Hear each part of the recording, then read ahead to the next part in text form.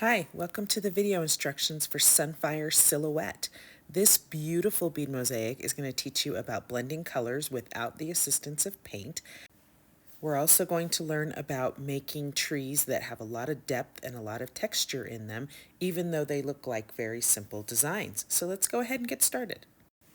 The first step in this process is going to be to paint the background of the trees. So you're going to follow the line that is existing on your board using the black paint and paintbrush that were provided, and you're just going to paint the trees.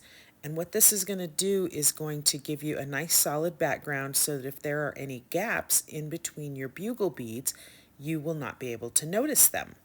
It's kind of a special effect, I guess you could say.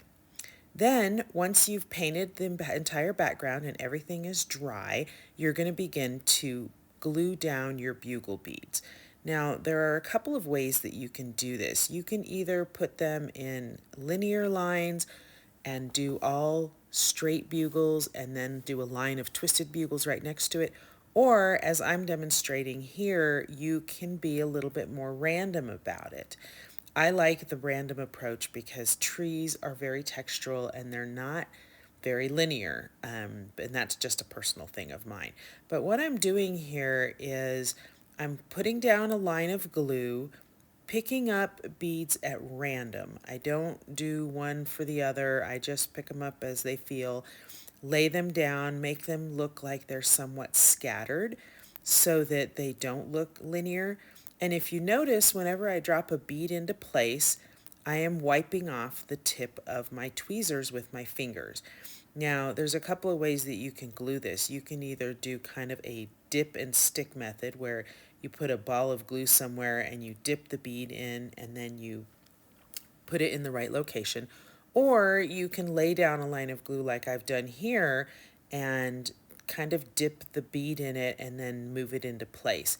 It's your choice. I find that the method I'm showing in here is a little bit messier than the dip it in the puddle and move it. But what I'm doing here is I am following the lines of the tree, so those black paint lines that you set down, we are following those and we're placing these bugle beads in, like I said, you're choosing them at random, but you are placing them in line and you're going to taper them to go out as you go to the ends of the branches. So you'll just start using fewer and fewer beads as you go out toward the end. Don't worry if they look a little bit squared off at the end of the bead because that's going to be covered up when we do the background. You won't even really notice it. Once your trees are done, you're going to lay down the background where the mountains are. Starting with the bottom row, that's going to be your darker green beads. Then you've got a smaller area of medium green beads. And then you've got the top area, which is the lighter colored beads. You're going to go ahead and lay those into place, and then I encourage you to glue that area down and let it dry overnight first. That way when you start doing the sky, if you run your hands through it, it's not going to bother anything. You're not going to get frustrated. Next, we're going to start working on the sky. You can start with the sun first. Just drop your beads into the area where the circle is. Now, even though there is a well-defined circle line, I encourage you to kind of, what I want to say is feather the edges. So you're going to make the edges a little bit rough. You're going to act like the line is just a guideline for you, and you're going to overlap those beads over the side of those lines. And that's the feathering aspect is really important because that's what creates a smooth transition in a gradient, especially when you're not using paint to help you. So you want to overlap those, and then when you start adding the next color, you're going to overlap on that kind of fringe area that you created. See here where we're starting to add the orange beads and they're overlapping slightly. Then they're going to get more dense as you go around and around the circle. Now, one of the challenges with this project is that you're going to be working those beads in between your tree branches. And that can get a little bit frustrating because you're going to get a lot of your tweezer work out done here where you lay them in, you're going to pat them down, and then you're going to get those tweezers out and kind of squeeze them in between those branches into those little areas. The great thing about seed beads is that these are not all uniform.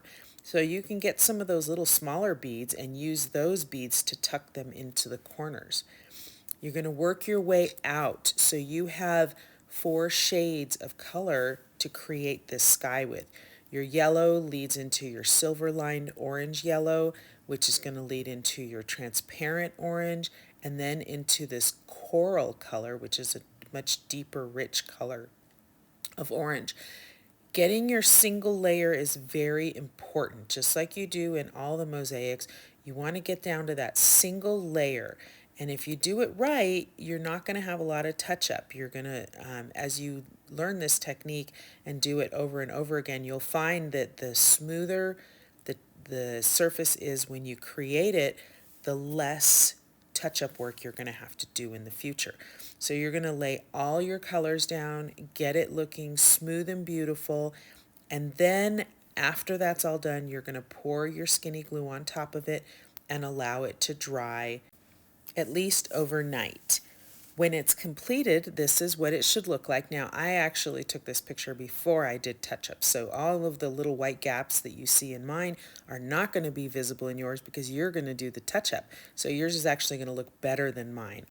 I hope you've enjoyed creating this kit with me, and I can't wait to see your creations online. Don't forget to post on our Facebook group. Thank you so much.